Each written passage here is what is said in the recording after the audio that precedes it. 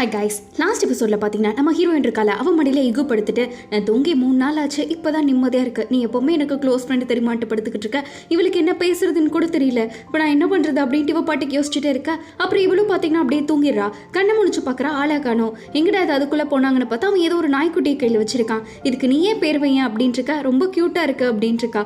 ஆமாம், உன்ன மாதிரியே தான் இருக்கல அப்படின்ட்டு அவங்க கலாச்சிட்டு இருக்க. அதுக்குள்ளே பார்த்தீங்கன்னா சரி நீ எதனா நல்ல பேர் சொல்லு அப்படின்ட்டு சொல்லிட்டு இருக்கா. இவளுக்கு எதுவுமே தெரியல, என்ன பேர் வைக்கலாம் டிவி யோசிச்சுட்டு இருக்க. இன்னொரு பக்கம் பார்த்தீங்கன்னா ஊருக்குள்ள ஏதோ ஒரு மாதிரி பேசிக்கிட்டு இருக்காங்க, எல்லாம் பரபரப்பா. என்ன அது இப்படி பரபரப்பா இருக்காங்கன்ட்டு நம்ம ஹீரோயின் பார்த்துக்கிட்டு இருக்க. நம்ம ஹீரோயின் ஒருத்த கிட்னாப் பண்ணியிருப்பான் பார்த்தீங்களா, அவன் செத்து போய் கிடக்குறான், அதுவும் பாலத்துக்கு கீழே. எல்லாத்துக்கும் ஒரே ஷாக்கு. நம்ம ஹீரோயினா என்னடா இதுன்னு பார்த்துக்கிட்டு இருக்க.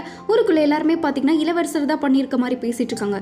இகோ பார்த்தீங்கன்னா பரவாயில்ல விடு, இளவரசர் தெரியாம பண்ணியிருப்பான்ட்டு ஏதோ பார்த்தவனாட்டே பேசிட்டு இருக்க. இளவரசர் நீ என்ன பண்ணிட்டு இருக்க அப்படின்ட்டு அவங்க கிட்ட கேட்குறாங்க. டக்குன்ட்டு ஹீரோயின் பார்த்தீங்கன்னா என்னோட கிட்னாப்பர் அங்கே செத்து போயிட்டான் அப்படின்ட்டு சொல்லிட்டு இருக்க. அதை நான் பார்த்துக்கிற விடு அப்படின்ட்டு இளவரசர் பார்த்தீங்கன்னா ஹீரோயினை ஹக் பண்ணிக்கிறாங்க. இவன் அதெல்லாம் பார்த்துக்கிட்டு தான் இருக்கான். இந்த ஊர்ல வர வர எல்லாருமே யாரை கொலை பண்ண தோணுதோ பண்ணிக்கிட்டு இருக்காங்க. நீ ரொம்ப ஷாக்ல இருக்கேன்னு நினைக்கிற, பார்த்து கொஞ்சம் பத்திரமா இரு, அவளை நல்லா பார்த்துக்கோ அப்படின்ட்டு இளவரசரை டார்கெட் பண்ணி பேசுற மாதிரி பேசி ஹீரோயினுக்கு அப்படியே ஆறுதல் சொல்ற மாதிரி இவன் பாட்டுக்கு சொல்லிட்டு போக அவன் இன்னுமே பயத்துல தான் இருக்கா, ஏன்னா கொண்டுட்டாங்க அப்படின்ட்டு. வீட்டுக்கு போனானே தான் இந்த மாதிரி கரெக்டான டைமுக்கு வந்தீங்களா, ரொம்பவே தேங்க்ஸ், நான் இப்போ பயந்து போயிட்டேன் அப்படின்ட்டு இவ இளவரசர்கிட்ட பேசிட்டு இருக்கா. அப்பதான் பாத்தீங்கன்னா இந்த மாதிரி நான் முன்னாடி சொன்ன விஷயம் அதெல்லாம் உண்மையா அப்படின்ட்டு இருக்க. ஈகோ எது சொன்னாலும் நம்பாத அப்படின்ட்டு சொல்லிட்டு இருக்காங்க. அவன் ஏற்கனவே என் மேல நிறைய வெறுப்புல இருக்கான், அதனால உனக்கு தெரியாது, அதனால அவன் சொன்னதை நம்பாத அப்படின்னு இருக்காங்க.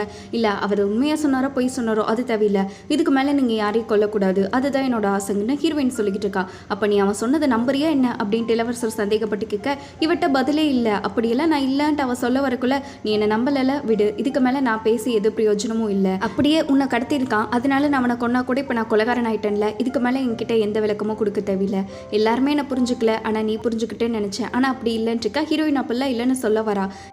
உங்கள் கையில் மறுபடியும் ரத்தப்படியக்கூடாதுன்னு தான் பார்க்குறேன், என்னால் நீங்கள் யாரையும் கொல்லக்கூடாது, அதனால தான் பார்க்குறேன், இது வரைக்கும் நீங்கள் பண்ணதெல்லாம் போதுன்ட்டு பேசிகிட்டு இருக்க. இவருக்கு உடனே ஒரு குட்டி ஃப்ளாஷ்பேக் வருது. அரசரோட கட்டளைக்காக மட்டும்தான் இவர் பார்த்தீங்கன்னா அவர் சொல்கிறவரை எல்லாம் கொண்டுக்கிட்டு இருப்பாங்க. ஆனால் ஊருக்குள்ளே பார்த்தீங்கன்னா பேச்சு எல்லாமே இளவரசர் மேலே தான் வரும். இவன் ஒரு வேட்டை நாயி, எல்லாத்தையும் கொல்லாமல் விட மாட்டான்ட்டு இவரை பற்றி சின்ன வயசுலேருந்து எல்லாம் தப்பாக தான் புரிஞ்சுட்டு இருப்பாங்க.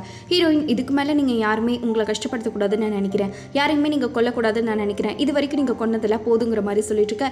இளவரசருக்கு பார்த்தீங்கன்னா இவ்வளோ நம்பாத மாதிரி ஒரு தாட்டு, நான் இது வரைக்கும் நீ என்ன நல்லா புரிஞ்சுக்கிட்டேன்னு நினச்சிட்டு இருந்தேன், ஆனால் கடைசியில் நீ கூட மற்றவங்க மாதிரி தான் இல்லைங்கிற மாதிரி இளவரசர் பேசிட்டு போக அப்படியே டோட்டலே பாயிண்ட் மாறிடுச்சு. இந்த மாதிரி நீங்கள் பண்ணதை ஆர்டர் பண்ணுறதை நான் பண்ணிக்கிறேன் அப்படின்ட்டு எல்லாமே இளவரசருக்காக அரசருக்காக தானே இவர் பண்ணிட்டு இருந்தாரு, அதெல்லாம் நினச்சி பார்த்துட்டு இப்போ எல்லாமே இப்படி ஆயிடுச்சுன்னு இருக்க. அப்புறம் தான் அந்த அசிஸ்டன்ட் இருக்கார்ல அவர் கூட வந்து கொஞ்சம் பேசுகிறாங்க. என்ன நீங்கள் ஹீரோயின் கூட சண்டை போட்டுட்டீங்களா இளவரசே, இல்லைலாம் காதலருக்குள்ளே வர்றது சகஜம் தான், நாளைக்கே சரியாயிடும் பாடுங்க, இந்த சண்டை தான் உங்களை பிடிக்கும் அப்படின்ட்டு இருக்க. நான் எப்போவுமே தனியாக தான் இருந்திருக்கேன், எல்லாரும் என்னை பற்றி தப்பாக தான் பேசிட்டு இருக்காங்கன்னு சொல்ல, எனக்கு தெரியும்ல நீங்கள் உங்களை பற்றி, நான் உங்களை பற்றி எனக்காச்சும் அப்படி பேசியிருக்கேன்னா நான் இருக்கேன். அவர் பார்த்தீங்கன்னா சின்னவராக இருந்தாலும் அவ்வளோ மோட்டிவேஷன் கொடுத்துட்டு இருக்காங்க. இன்னொரு பக்கம் ஈகோலாம் பார்த்தீங்கன்னா சரியான கடுப்பில் உட்காந்துட்டு இருக்கான். ஆனால் இன்னொரு பக்கம் அவனுக்கு சந்தோஷமும் கூட, ஏன்னா அந்த பாடி இருக்குது பார்த்தீங்களா, அது ஆக்சுவலாக கொண்டதே இவன் தான், அதே மாதிரி அங்கே போட்டதும் இவன் தான். இப்போ பழியெல்லாம் இளவரசர் மேலே, ஹீரோயினுக்கும் இளவரசருக்கும் சண்டை கூட வந்துருச்சு அப்படின்ட்டு ஏன் என்ன நீ அப்படி பார்த்துட்டு இருக்கன்னு சியாட்ட கேட்டுக்கிட்டு இருக்கா. சியாவுக்கு ஒன்றுமே புரியல, இவன் இவ்வளோ பிளான் பண்ணிக்கிட்டு இருக்கான் அப்படின்ட்டு. இதே மாதிரியே நீ ஹீரோயினோட பெஸ்ட் ஃப்ரெண்டாரு, அது போதும், மற்ற எல்லா விஷயத்தையும் நான் பார்த்துக்கிறேன், உன்னோட ஆசையை நான் நிறைவேற்றி தரேன்ட்டு இவங்க 2 பேரும் பார்த்தீங்கன்னா குரூப் போட்டுக்கிட்டு இருக்க. இதனால உனக்கு என்ன கிடைக்குதுன்ட்டு சியா கேட்டுக்கிட்டு இருக்கா. அவன் என்ன கிடைக்குதாங்கிற மாதிரி ஒரு வில்லத்தனமாக சிரிச்சு கேட்டுட்டு இதுக்கு மேலெல்லாம் நான் சஸ்பென்ஸாக சொல்ல முடியாது, அது என்னோட சீக்ரெட்டுங்கிற மாதிரி அவன் சொல்லிக்கிறான். இங்கே நம்ம ஹீரோயின் பார்த்தீங்கன்னா இளவரசர் கூட சண்டை போட்டிருப்பால, அதை நினச்சிக்கிட்டு இருக்கா. ஐயோ அவர் இப்போ தப்பாக புரிஞ்சுக்கிட்டாரு, என்னதான் நான் பண்ணுறதுன்ட்டு இவ பைத்தியம் பிடிச்ச மாதிரி சுற்றிட்டு இது வரைக்கும் அவர் பண்ணதெல்லாம் போதும், இதுக்கு மேலே அவர் எப்படியாச்சும் நான் தடுத்து நிறுத்தணும், அவர் கோச்சுக்கிட்டாலும் பரவாயில்ல, இதை நான் பொறுமையாக பண்ணியே ஆகணும்ட்டு ஹீரோயின் பார்த்தீங்கன்னா கண்டிப்பாக இளவரசரை கொலை பண்ண விடக்கூட கூடாதுன்னு இருக்கா. அப்போ கரெக்டாக சியா வந்துடுறா. இந்த மாதிரி உங்கள் கல்யாணத்துக்கு நான் ஹெல்ப் பண்ணலான்னு தான் வந்தேன், எதனா பிரச்சனைனா என்கிட்ட சொல்லுங்கள், ஏன் டல்லாக இருக்கீங்கன்னு இருக்க. அதெல்லாம் ஒன்றும் இல்லையேன்ட்டு அவளே நல்லா தான் இருக்கா. ஆனால் சியா பார்த்தீங்கன்னா சும்மா இருக்கிறவ ஏற்றி விட்டுட்டு இருக்கிற மாதிரி இந்த ஊருக்குள்ள ஒரு ரூமர் போயிட்டு இருக்கு தெரியுமா, மறுபடியுமே இந்த அரசர் இருக்கார்ல அவர் ரத்த வேட்டையை ஆரம்பிச்சிட்டாங்க, ஹீரோ மறுபடியும் எத்தனை பேர்த்து கொல்ல போகிறாங்க அப்படின்ட்டு. ஆனால் நீங்கள் எதுவும் கவலைப்படாதீங்க, இது வெறும் ரூமர் தான் அப்படின்ட்டு ஏற்றி விடுற மாதிரி ஏற்றி விட்டுட்டு இவ அணைச்சிக்கிட்டு இருக்க. ஹீரோயினுக்கு பார்த்தீங்கன்னா எச்சா பயம் பிடிச்சிருச்சு, ரூமர் தானே பரவாயில்ல சரியாயிடும்ட்டு ஹீரோயினும் சொல்லிக்கிட்டு இருக்கா.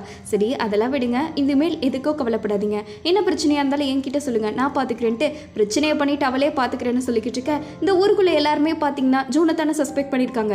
அதனால் அவளை பார்த்தீங்கன்னா அவங்க அப்பா கோயிலுக்கு அமுச்சு விட்டாரு, அங்கே போய் உருப்படியாக கற்றுக்கிட்டு வா அப்படின்ட்டு இருக்க. இவ வாய் 5 நிமிஷத்துக்கு கூட மூட மாட்டேது, எதனா ஒன்று தொடர்ந்து பேசிக்கிட்டே இருக்கா. மறுபடியும் பேசினா முதல்ல இருந்து பார்த்துக்கோ அப்படின்ட்டு குரு 4 அடி போட்டுட்டு இவளை மறுபடியும் கத்திக்கிட்டு இருக்க.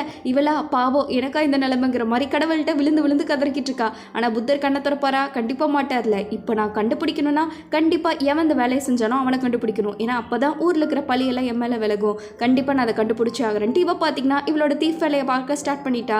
அழகாக கோயிலை விட்டு எஸ்ஐ வெளியே வந்துட்டு இருக்கா. ஊரில் ஒரு பையன் மதிக்க மாட்டான், ஏன்னா அவன் உடம்பு ஃபுல்லாக அழுக்கா இருக்கு. அட போன்ட்டு எல்லாம் நாயை துரத்துற மாதிரி துரத்தி விட்டுட்டு இருக்க. அந்த இடத்துல கரெக்டாக இவங்க அப்பா வேற பார்த்துடுறா. ஐயோ இந்த ஆளுக்கு தெரிஞ்சா மறுபடியும் உள்ள பிடிச்சி போட்டுருவாருன்ட்டு இவ பின்னாடி போய் ஒளிஞ்சிக்கிட்டு இருக்க. யாரோ ஒருத்தவங்க வேணும்னே பின்னாடி வந்து தள்ளுன்னு கத்திக்கிட்டு இருக்காங்க. யார் அதான் இவ கடுப்பாய் திரும்பி பார்த்தா தான் தெரியுது அங்கே நிற்கிறது சியா அப்படின்ட்டு.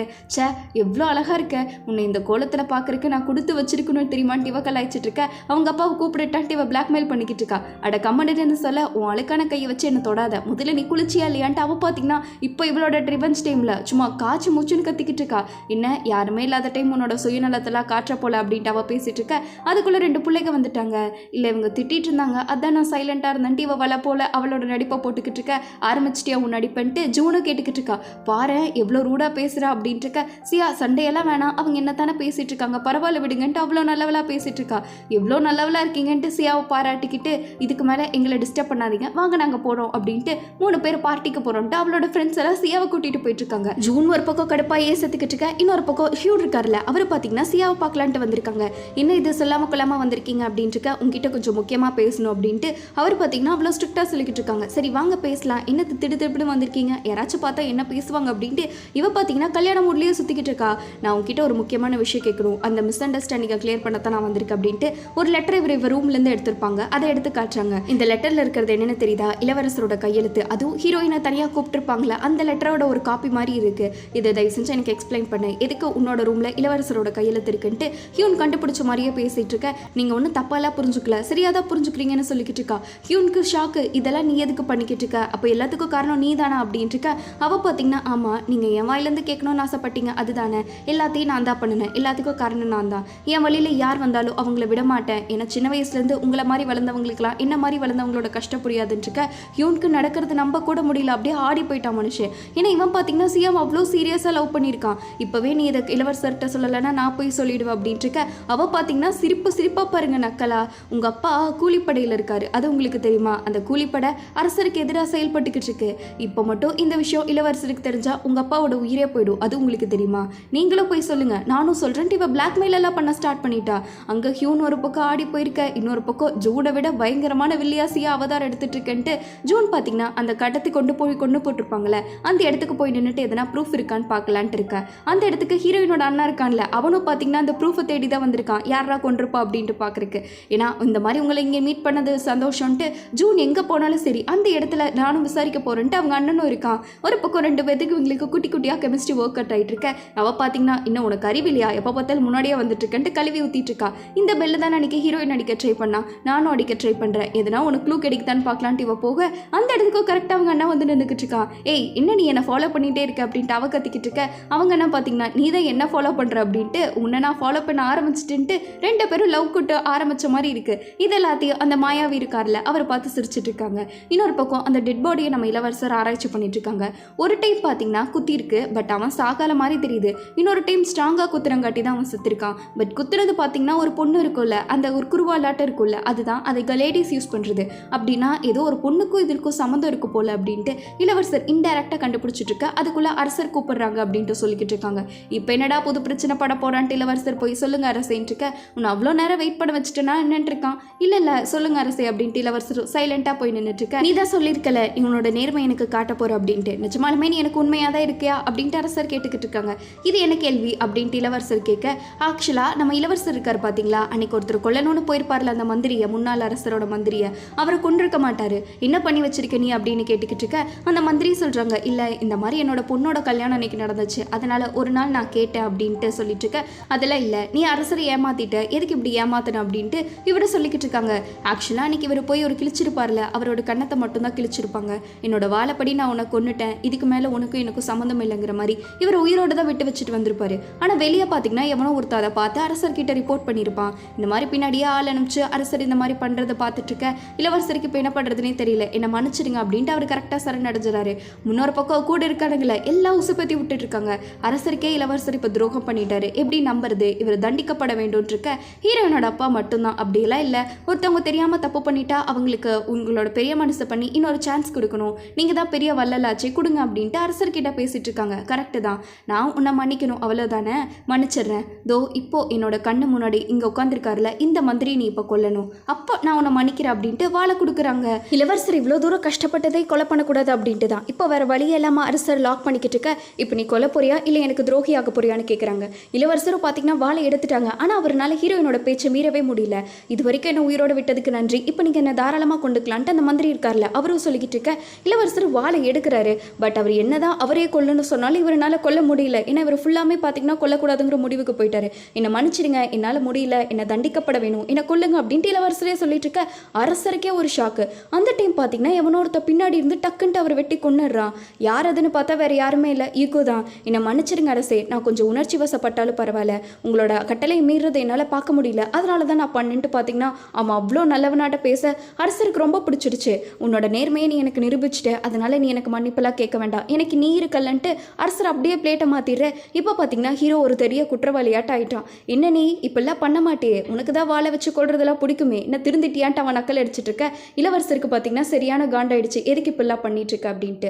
உன் குடும்பத்தை காப்பாற்ற எங்கள் அம்மா அப்பா சாகும்போது நீ சும்மா தானே இருந்தேன், இப்போ பாரு நான் எப்படி பழி வாங்குறேன்ட்டு யுகு பார்த்தீங்கன்னா இவங்க 2 பேரும் கசின்ஸ் ஆக்சுவலாக. ஆனால் என்னோட அம்மா அப்பாவை சாக விட்டுட்டல, உன் குடும்பத்தை காப்பாற்றணும் அப்படின்ட்டு அவன் சரியான கொலவெறியில் சுற்றிக்கிட்டு இருக்கான். இவன் இப்படியே கொலவெறியோட போக அரசர் பார்த்தீங்கன்னா இப்போ கிட்டத்தட்ட தூக்கு தண்டனை இளவரசருக்கு கொடுக்குறங்கிற மாதிரி பேசிக்கிட்டு இருக்குன்ட்டு அதோட நாவலெல்லாம் பப்ளிஷ் பண்ணிக்கிட்டு இருக்காங்க. இங்கே ஹீரோயினோட அப்பாவும் வந்து பேசிக்கிட்டு இருக்காங்க. இந்த மாதிரி நடந்த விஷயத்தெல்லாம் அவர் கொல்லவே இல்லை கடைசி வரைக்கும், பாவம். ஆனால் இப்போ அவர் தண்டனை அனுபவிக்க போறாரு, கண்டிப்பாக அரசர் பெரிய தண்டனையை கொடுப்பாருன்னு சொல்லிக்கிட்டு இருக்க. இங்கே ஹியூனோ பார்த்தீங்கன்னா ஃப்ரெண்டு அவ்வளோ பெரிய ஆபத்தில் இருக்கான், காப்பாற்ற முடியலன்னு புலம்பிக்கிட்டு இருக்கான். அப்போ ஹியூனோட அப்பாவுக்கிட்ட போய் பார்த்து பேசிக்கிட்டு இருக்கான். இந்த மாதிரி நீ இனிமேல் இளவரசர் கூட சேரக்கூடாது, அவர்கிட்ட இருந்து எல்லா விஷயத்தையும் நீ கட் பண்ணு, அவர் கூட சேர்ந்தா உன் உயிருக்கு ஆபத்துன்ட்டு அவங்க அப்பா வார்னிங்கே கொடுக்க ஆரம்பிச்சிட்டாங்க.